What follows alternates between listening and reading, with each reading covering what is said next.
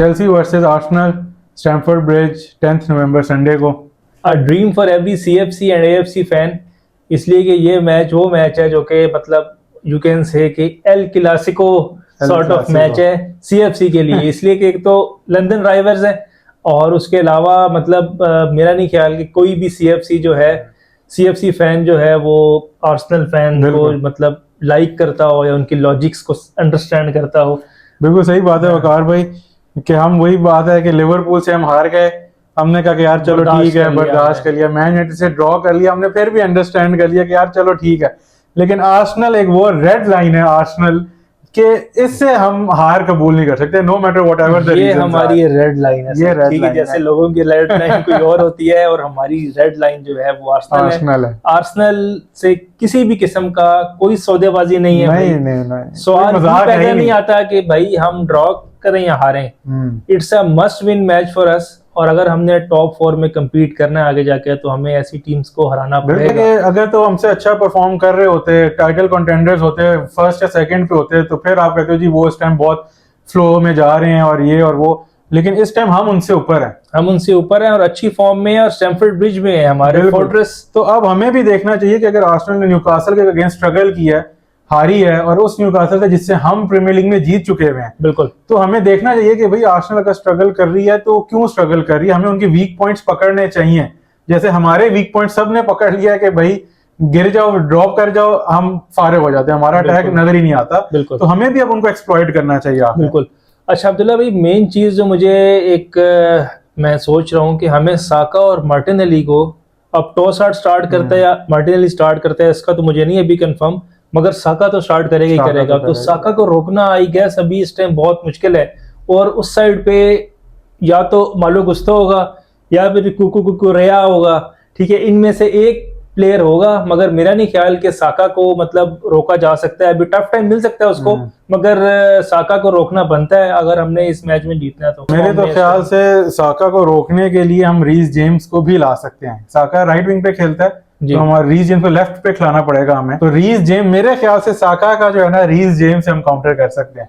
इसलिए कि तो नहीं जो है वो उसके मतलब बहुत ज्यादा कंपेयर कर रहे हैं कि वो रोक लेता है उसको, टैकल वगैरह फिजिकलिटी नहीं है ना। हाँ जी। रीस जेम्स की एक मेन पॉइंट जो है ना, मेन चीज पेस है, सब कुछ है। कुकू के पास भी एक्स्ट्रा स्प्रिंग लगा हुआ है, बल्कि कुकू में रीस जेम्स में जो फिजिकल उसकी एक डोमिनेंस आती है ना, बिल्कुल, तो वो हमें लाजमी चाहिए होती है। जैसे हमने गर्नाचो को भी निगेट किया, तो हमें साका के लिए भी वो चाहिए होगा।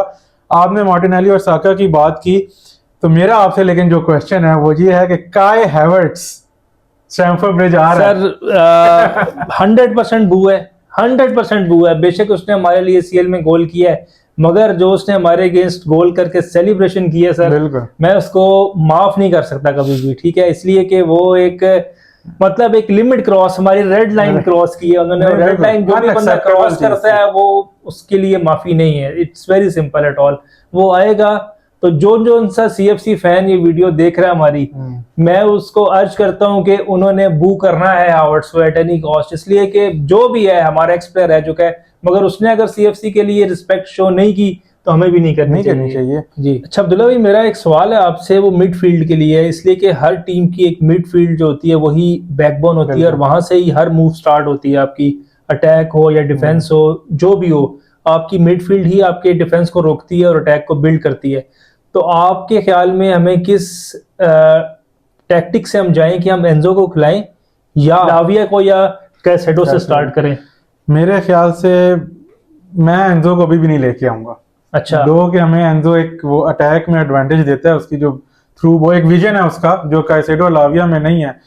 लेकिन अभी हमारे पास मेरे नहीं ख्याल से, क्योंकि अभी हम उस लग्जरी वाले बॉक्स में नहीं पहुंचे कि हम अफोर्ड कर सके। हमें अभी भी वो दो जो है कैसेडो और लाविया की जो एक फिजिकल प्रेजेंस है, स्पीड है, और जो भी फॉर्म दोनों का पेयर एक बना हुआ है, कॉम्बिनेशन बना हुआ है बॉक्स टू बॉक्स, हमें अभी वर्क रेट वाला बंदा चाहिए जी। क्योंकि हमारी पीछे डिफेंस इतनी अच्छी नहीं है ना कि आपके सेंटर बैक्स अच्छे हो, आप उनके ऊपर रिलाई करते हो। हमारे सेंटर बैक इस टाइम वीक हैं, काफी वीक हैं।